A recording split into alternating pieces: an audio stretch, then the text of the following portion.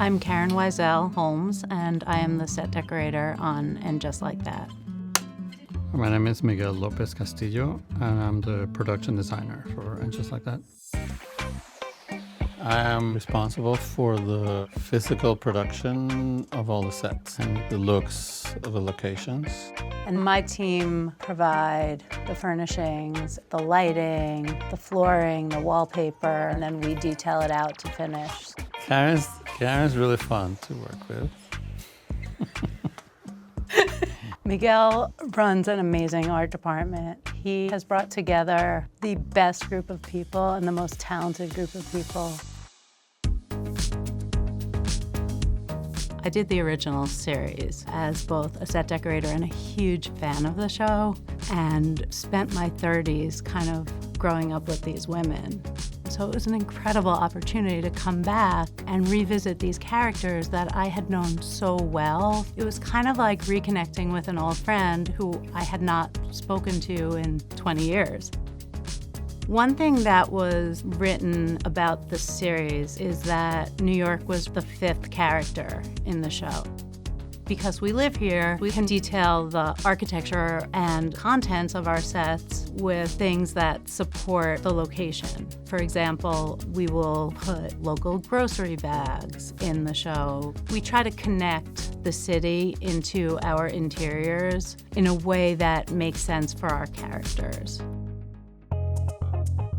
LTW is creative, a collector of art, a fashion icon.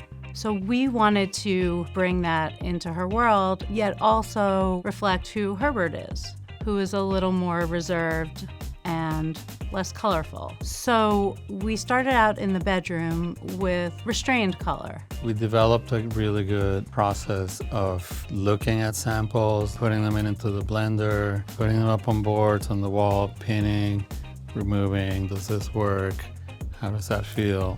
And also with the understanding that it has to happen really fast. The drapes are orange. There's art that has oranges and purples. Then you walk through the entry into Herbert's closet, which is way more restrained. It is ordered. His hangers are monogrammed. His suits are hanging by style. He has a specially designed tie rack that we made for him. And we were given the directive by our showrunner that he wanted to have a door from one closet to the other. So we made this tufted leather double swing restaurant door that weighed like 900 pounds. It was a monster. It was like, how is this really going to work? And when it went up, everyone was like blown away.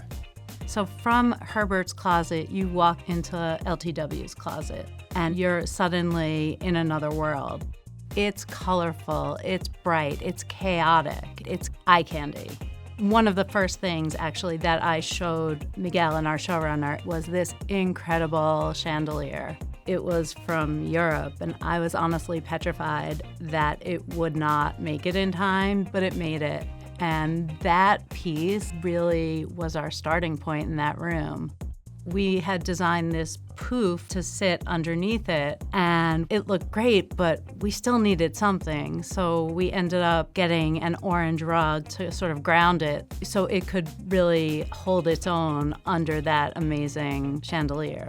Color is everything, but we need to use it appropriately to tell a story. So not every story is a rainbow.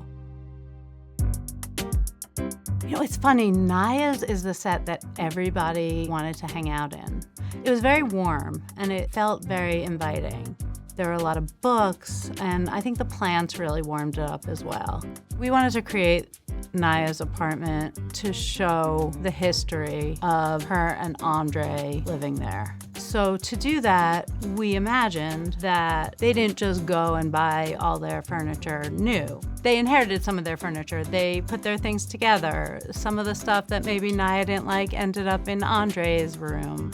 Andre's a musician, and he had his own room where he worked that had musical instruments, collections from his travels. Miguel and the graphic design team designed all these posters from his former shows that he had hanging up. It was very, very layered.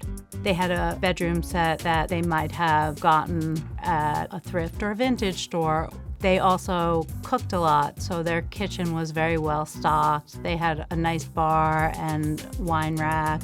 We also had imagined that they had friends that were artists and that their artist friends gifted them some artwork. We tried to shop it as well as they might, shopping locally, sustainably, and really trying to give it that vibe.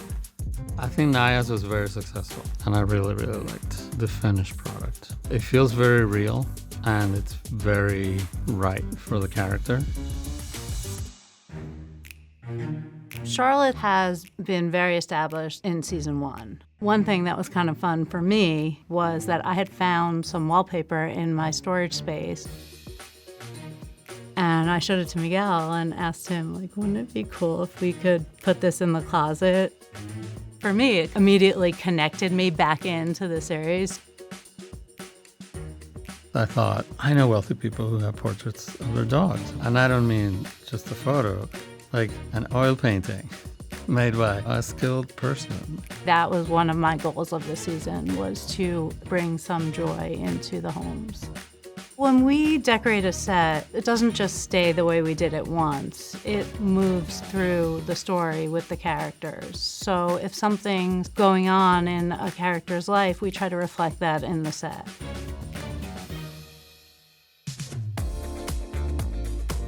For Seema's room, I was given the directive that it should feel like a hug. So we chose furniture with rounded edges to really emphasize the femininity. Her room is anchored by a gray velvet king-size bed with rounded corners that to me feel like a hug. Because that room was small, we really had to find the perfect pieces for each area. And one of the first pieces that we found was an amazing deco vanity, also with curved edges and a big mirror for where the glam happens. There are so many things that you could do to just add your own personality into something. For example, we had fresh flowers always to just bring that bit of luxury and life and beauty into the bedroom. Working on And Just Like That season 2 has given me the opportunity creatively to go in so many different directions in terms of style and characters. I have worked with an incredible team of set decorators, and we get to live out some of our shopping dreams through them. So it's been a dream job.